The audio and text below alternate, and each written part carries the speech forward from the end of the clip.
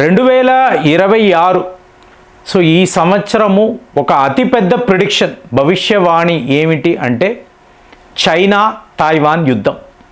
నేను చెప్పడం లేదండి, యుద్ధ నిపుణులు అందరూ కూడా ఇదే మాట్లాడుతున్నారు. సో ఇప్పుడు మన భవిష్యవాణి అంటే రష్యా యుక్రెయిన్ యుద్ధం ఆగిపోవాలి. సో ఒకవేళ ఈ యుద్ధం ఆగితే మీకు చైనా తైవాన్పై యుద్ధము స్టార్ట్ అవుతుందా?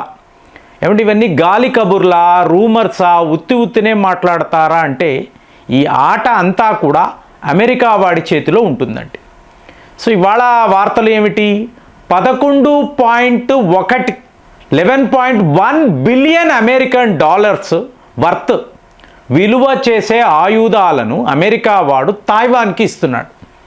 11 బిలియన్ అండి, the biggest deal in the history of Taiwan. ఇంతవరకు ఇంత పెద్ద ఆర్డర్ వాళ్ళు ఎప్పుడూ పెట్టింది లేదు. ఇక డొనాల్డ్ ట్రంప్ గారి హయాంలో ఇంత పెద్ద సేల్ అనేది కూడా వాళ్ళు చేసింది లేదు. ఏకంగా 11 బిలియన్ అంటే హ్యూజ్ అమౌంట్. మరి ఇన్నిన్ని ఆయుధాలను పెట్టుకొని తైవాన్ వాళ్ళు ఏం చెయ్యబోతున్నారు అంటే 2026లో జీ జింగ్పింగ్ ఆల్రెడీ ఒక వీడియోలో మాట్లాడడం, చైనా మీకు పతనమైపోయే పరిస్థితి 2026లో. జీ జింగ్పింగ్ యొక్క ఉనికి అంటే అతని యొక్క పాలన, రూలర్గా the greatest ruler of China history అనే ఒక ట్యాగ్ని పెట్టుకొని ఇతను ఇవాళ వరకు బతుకుతున్నాడు. కానీ ఇతని యొక్క అప్రూవల్ రేటింగ్స్ అనేవి విపరీతంగా పడిపోవడం. ప్రతి ఒక్క డిపార్ట్మెంట్, ప్రతి ఒక్క పని, ఏ మిషన్ చేపట్టినా అట్టర్ ఫెయిల్యూర్. గోస్ట్ సిటీస్ అన్నాము అంటే రియల్ ఎస్టేట్ రంగము, అలాగే చైనా వాళ్ళ సెమీ కండక్టర్స్, చైనా వాళ్ళ ప్రొడక్షన్, మీకు వాళ్ళ దేశంలో ఉండే దిగ్గజ సంస్థలు వీళ్ళందరూ చైనాను వెకేట్ చేసి వెళ్ళిపోవడము. జీ జింగ్పింగ్ ఇవాళ చాలా పెద్ద క్రైసిస్లో ఉన్నాడు. సో ఇప్పుడు ఈ క్రైసిస్ నుంచి బయటపడాలి, తానే ఒక అతి గొప్ప పాలకుడు అనే ఈ ట్యాగ్ని కాపాడుకోవాలి అంటే ఖచ్చితంగా తైవాన్పై చైనా యుద్ధము చెయ్యాలి. ఎవరు చేసినా చేయకపోయినా జీ జింగ్పింగ్ అయితే ఈ ఆర్డర్స్ అనేది ఇస్తాడు. ఎందుకంటే ఆల్రెడీ ఈ డిసెంబర్ నెల ఒక అతిపెద్ద ఎయిర్ క్రాఫ్ట్ క్యారియర్ ఫ్యూజియాన్ అంటారు, దీనిని తైవాన్ వైపు అంటే రేకీ నిర్వహించడానికి, సర్విలెన్స్ చేయడానికి తైవాన్ వైపు ఈ ఓడ వెళ్ళింది, యుద్ధ నౌక వెళ్ళింది. ఇమీడియట్గా తైవాన్ వాళ్ళు అమెరికా వాళ్ళని అలర్ట్ చేశారు, వీళ్ళు మా మీద దండయాత్ర చేయడానికి సిద్ధముగా ఉన్నారండి. సో ఈ టైంలో ఈ 11 బిలియన్ అమెరికన్ డాలర్స్ ఆయుధాలు అమెరికా ఇవ్వాల్సిందే. లేకపోతే చైనా యొక్క వన్ చైనా పాలసీ ఉంది కదా, సో దీనిని నేను పూర్తి స్థాయిలో నిరూపిస్తాను, చేసి చూపిస్తాను అని చెప్పి జీ జింగ్పింగ్ చైనా ప్రజలకు వాగ్దానం చేశాడు. సో మీకు చైనా కమ్యూనిస్టు పార్టీలో కూడా దీనినే ఇవాళ వాళ్ళు మేజర్ ఎజెండాగా మాట్లాడుకుంటున్నారు. దీనికి సంబంధించి ఎన్నో military drills, naval drills, air drills ఇవంతా చైనా వాళ్ళు చేస్తున్నారు. సో ఇప్పుడు మీరు చూసారనుకోండి, అమెరికా వాడు కొన్ని స్పెషల్ ఆయుధాలను తైవాన్ వాడికి ఇస్తున్నాడు. హిమార్స్ అని మాట్లాడతాం, అంటే high mobility artillery rocket systems. మీకు రష్యా వాళ్ళపై యుక్రెయిన్ వాళ్ళు చాలా వాడారు. ఈ హిమార్స్ 82 మీకు అమెరికా వాళ్ళు తైవాన్కి ఇస్తున్నారు. అలాగే జావెలిన్ మొన్న మనం ఆర్డర్ చేసాం. ఈ javelin anti tank systems, missile systems ఇవి మీకు ఏకంగా 1000కి పైగా అమెరికా వాళ్ళు ఇస్తున్నారు. ఇంకొక అతి ముఖ్యమైన ఒక అస్త్రము ఆర్మీ టాక్టికల్ మిజైల్ సిస్టమ్స్. అంటే ఇక్కడ ఎలా చూడాలి అంటే మీకు తైవాన్ ఒక ఐలాండ్ కంట్రీ అండి, చుట్టూర్త సముద్రము మధ్యలో ఈ దేశము ఉంటుంది.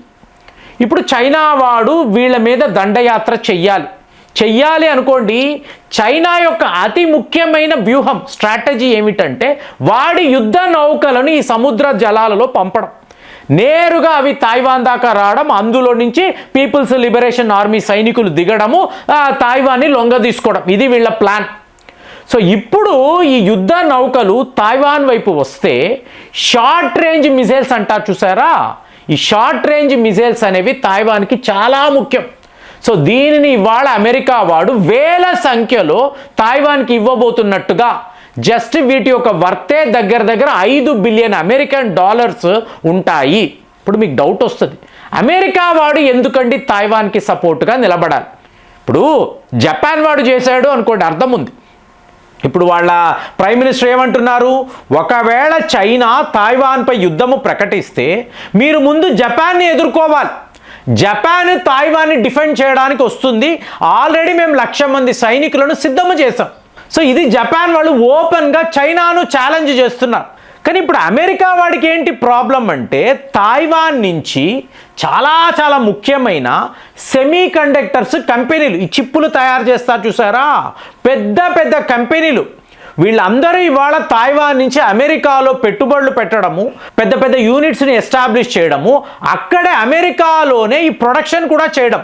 ఆల్రెడీ ఇక్కడ భారత్లో టాటా వాళ్ళు అలాగే వేదాంత వీళ్ళందరూ ఇదే పనిలో ఉన్నారు.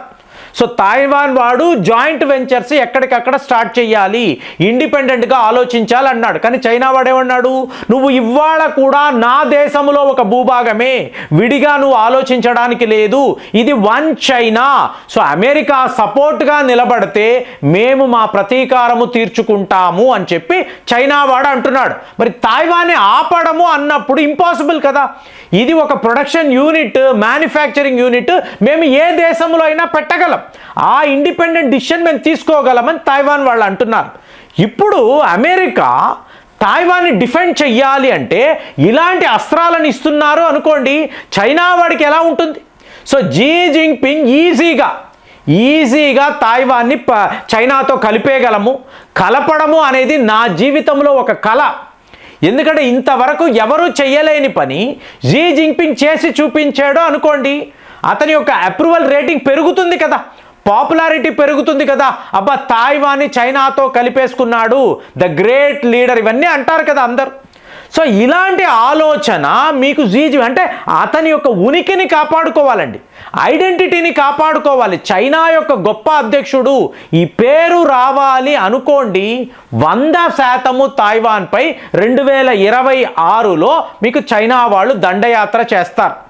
ఇది ప్రిడిక్షన్. మరి దీని యొక్క రెపర్కషన్స్, పర్యవసానం ఇది ఎలా ఉంటుంది అంటే మీకు యావత్తు ప్రపంచము కూడా ఒక అతిపెద్ద కాన్ఫ్లిక్ట్లో, ఎందుకంటే చైనా అనేది చాలా పెద్ద దేశము, అక్కడ ఇలాంటి ఒక యుద్ధ వాతావరణం ఉంది అనుకోండి, వాళ్ళు సరిగ్గా ప్రొడక్షన్ చేయలేరు, రియల్ ఎస్టేట్ వ్యాపారంలో వెనకబడిపోతారు, మీకు వాళ్ళ యొక్క రేర్ ఎర్త్ మినరల్స్, మెటల్స్ ఇవంతా కూడా తక్కిన దేశాలకు వెళ్ళకపోవచ్చు, ఫర్టిలైజర్స్ వ్యాపారం దెబ్బతినొచ్చు. ఇప్పుడు రష్యా అన్నారు అనుకోండి, వాళ్ళ ఆలోచన విధానం క్లియర్గా ఉంది, వాళ్ళు ఎనర్జీ సెక్టార్ని మాత్రమే అలాగే ఆయుధాలను మాత్రమే నమ్ముకుని ఉండే ఒక దేశం. రష్యా అంటేనే వెపన్స్, ఎనర్జీ. చైనా అలా కాదు, production centre of the world అండి, production capital of the world. ప్రపంచంలో మీరు ఎక్కడికైనా వెళ్ళండి, చైనా ప్రోడక్ట్ లేకుండా ఆ దేశం ఉండదు. అలాంటిది వాళ్ళు ఇంత పెద్ద యుద్ధానికి వాళ్ళు రెడీ అయ్యారు అనుకోండి, అమెరికా వాడి యొక్క స్ట్రాటజీలో ఎలా ఉంటుంది, ఒక దగ్గర యుద్ధం ఆగితే ఇంకొక దగ్గర స్టార్ట్ చేయడం. ఇప్పుడు ఆల్రెడీ 11 బిలియన్ అమెరికన్ డాలర్స్ డబ్బు చేసుకున్నాడు కదా, మిలిటరీ కాంప్లెక్స్ హ్యాపీ కదా, ఇంకా యుద్ధాన్ని కొనసాగించాడు, పొడిగించాడు అనుకోండి, ఇంకొక 10 బిలియన్ అమెరికన్ డాలర్స్కి ఆయుధాలను అమ్ముతాడు. జపాన్ వాళ్ళు కూడా వస్తారు, జపాన్కి కూడా. ఇలాగా ప్రపంచ స్థాయిలో అంటే చైనా వాడు రష్యా విషయంలో ఎలా ఆలోచిస్తున్నాడో ఇవాళ అమెరికా వాడు చైనా విషయంలో అలాగే ఆలోచిస్తున్నాడు. అంటే రష్యా ఎప్పుడు కూడా చైనా యొక్క గుప్పెట్లోనే ఉండాలి, ఇది వీళ్ళ ప్లాను.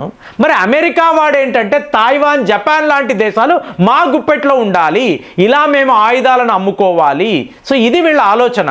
మరి 2026లో ఎన్నో విషయాలు మీరు ప్రిడిక్ట్ చేస్తుంటారు, మీకు కూడా ఒక భవిష్యవాణి ఉంటుంది.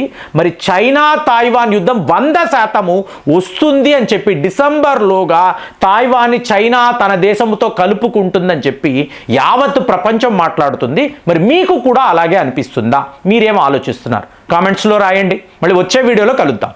జై హింద్.